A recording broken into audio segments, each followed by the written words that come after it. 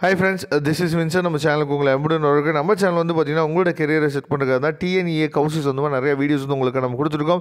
கண்டிப்பாக நம்ம சேனலை ஃபாலோ பண்ணுங்கள். மறக்காமல் உங்கள் ஃப்ரெண்ட்ஸுக்கு மேக்ஸிமம் நம்ம சேனலை பற்றி சொல்லுங்கள். அது மட்டும் இல்லாமல் நம்ம சேனலோட வாட்ஸ்அப் குரூப்பில் ஜாயின் பண்ணுங்கள். வாட்ஸ்அப் குரூப்பில் ஜாயின் பண்ணிங்க அப்படின்னா வரக்கூடிய நாட்களில் நாம் போடக்கூடிய இம்பார்ட்டன்ட் கொஸ்டின்ஸ் எல்லாமே உங்களுக்கு உடனே கிடைக்கும். அதனால் கண்டிப்பாக நம்ம சேனல் வந்து ரொம்ப யூஸ்ஃபுல்லாக இருக்கும். ஓகே ஃப்ரெண்ட்ஸ், அதாவது இன்றைக்கி வந்து நம்ம ரவுண்ட் 2க்கு சாய்ஸ் ஃபில்லிங் நம்ம பண்ண போகிறோம். சரியா? அப்போ சாய்ஸ் ஃபில்லிங் டெமோ வீடியோ வந்து நீங்கள் மேபி என்னாச்சு பார்த்தீங்கன்னா பார்த்துருக்கலாம். சாய்ஸ் ஃபில்லிங் உங்களுக்கு நீங்கள் பண்ணிங்க அப்படின்னா ரொம்பவே சந்தோஷம். நம்ம ஏற்கனவே டெமோ வீடியோ வந்து போட்டிருக்கோம். அந்த டெமோ வீடியோ பார்த்து நீங்களே பண்ணலாம். அப்படி இல்லை அப்படிங்கிற பட்சத்துக்கு நாம் உங்களுக்கு ஹெல்ப் பண்ணுறதுக்கு ரெடியாக இருக்கிறோம். அப்படி இல்லைனா ரவுண்ட் 1 பசங்க உங்கள் ஃப்ரெண்ட்ஸ் யாராவது இருப்பாங்க, அவங்களுக்கு கூட நீங்கள் ஹெல்ப் வச்சுக்கலாம். சரியா? இல்லை சார் எனக்கு வந்து ஹெல்ப் பண்ணுறதுக்கு யாருமே இல்லை, நீங்களே பண்ணி கொடுங்க அப்படின்னாலும் நாம் உங்களுக்கு பண்ணி கொடுக்குறதுக்கு ரெடியாக இருக்கிறோம். எந்த வித பெய்டும் இல்லாமல். சரியா? உங்கள் டீட்டெயில்ஸை எனக்கு வாட்ஸ்அப் பண்ணுங்கள், நான் உங்களுக்கு சாய்ஸ் ஃபில்லிங் பண்ணி கொடுக்குறேன். ஓகே ஃப்ரெண்ட்ஸ், ரொம்ப முக்கியமான விஷயம் என்னன்னு பார்த்தீங்கன்னா இந்த வீடியோவை ஸ்கிப் பண்ணாமல் லாஸ்ட் வரைக்கும் இருங்க. நான் வந்து ரவுண்ட் 2ல் சாய்ஸ் ஃபில்லிங் நான் பண்ண போகிறேன். சரியா? அப்போ ரொம்ப முக்கியமான ஒரு 3 விஷயம். சரியா? நம்ம கரெக்டாக என்ன பண்ணணும் தெரிஞ்சு வச்சுக்கணும். ஃபஸ்ட்டு சாய்ஸ் ஃபில்லிங் பண்ணுறதுக்கு முன்னாடி நாம் தெரிஞ்சுக்க வேண்டிய விஷயம் என்னாச்சு பார்த்தீங்கன்னா அந்த காலேஜோட ஃபீஸ் ஸ்ட்ரக்சர். சரியா? பிளேஸ்மெண்ட் மற்ற விஷயம்லாம் கூட நம்ம ரெண்டாவதாக கூட நம்ம என்ன ஆப்ஷனில் வச்சுக்கலாம். ஆனால் இப்போதைக்கு நமக்கு தேவையானது என்னன்னு சொல்லி பார்த்தீங்கன்னா ஃபீஸ் ஸ்ட்ரக்சர். ஏன் ஃபீஸ் ஸ்ட்ரக்சர் நமக்கு தேவை அப்படின்னு சொல்லி பார்த்தீங்கன்னா நம்ம ஃபேமிலி சுச்சுவேஷன் நமக்கு தான் தெரியும். சரியா?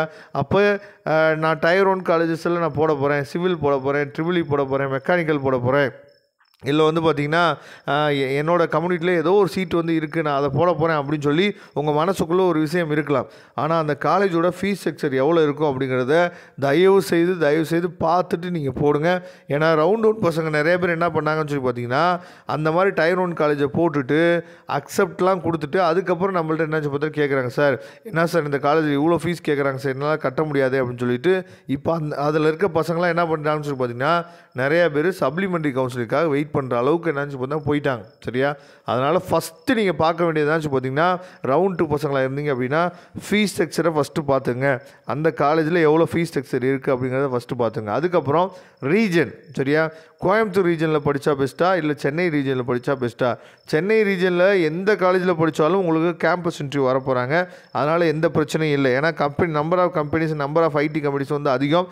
அதனால் கோயம்புத்தூரை பொறுத்த வரைக்கும் ஐடி கம்பெனிஸ் வந்து சென்னையை பொறுத்த வரைக்கும் நமக்கு வந்து ஐடி கம்பெனிஸ்லேருந்து நிறையா வந்து எல்லா காலேஜஸுமே வந்து உங்களுக்கு வந்து கேம்பஸ் இன்டர்வியூஸ் வந்து வரதுக்கு வாய்ப்புகள் இருக்குது. ஆனால் கோயம்புத்தூரை பொறுத்த வரைக்கும் சில காலேஜஸில் வந்து பார்த்திங்க அப்படின்னா நம்ம பார்த்து சுதாரிப்பாக தான் போடணும். கேம்பஸ் இன்டர்வியூஸ் வந்து வர்றதுக்கு வாய்ப்புகள் வந்து ரொம்ப குறைவு. இதை நீங்கள் தெளிவாக என்ன பண்ணி பார்த்துங்க.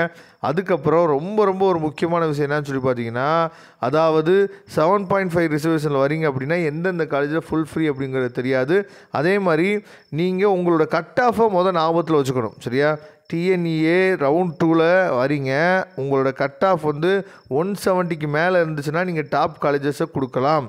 170க்கு கீழே இருந்துச்சு அப்படின்னா நல்லா நீங்கள் தெரிஞ்சுங்க, நான் வந்து ஒரு காலேஜுக்குள்ளே நான் போகணும் அப்படின்னு சொல்லி முடிவு பண்ணிட்டேன், எனக்கு இந்த காலேஜ் தான் வேணும் அப்படின்னு சொல்லி நீங்களும் முடிவு பண்ணிங்க அப்படின்னா அந்த காலேஜை நீங்கள் முதல்ல ஃபஸ்ட்டு ஆப்ஷனில் கொடுத்தீங்க அப்படின்னா அந்த காலேஜ் மேபி கிடைக்கிறதுக்கு வாய்ப்புகள் இருக்குது.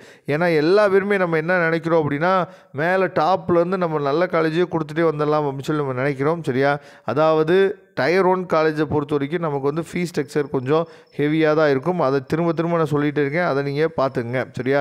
அதே மாதிரி சில 7.5 ரிசர்வேஷனில் வர ஸ்டூடெண்ட்ஸுக்கு சில பேத்துக்கு வந்து பார்த்திங்க அப்படின்னா சில காலேஜஸில் ஃபீஸ் வந்து வாங்க தான் செய்வாங்க. அதுவும் வந்து நீங்கள் தெரிஞ்சுக்கணும். சரியா? அப்போ இந்த மாதிரி விஷயங்கள் எல்லாமே உங்கள் மைண்டில் வச்சுட்டு அதுக்கப்புறம் என்ன பண்ணலாம்னு சொல்லி பார்த்தீங்கன்னா நீங்கள் சாய்ஸ் ஃபில்லிங் பண்ணலாம்.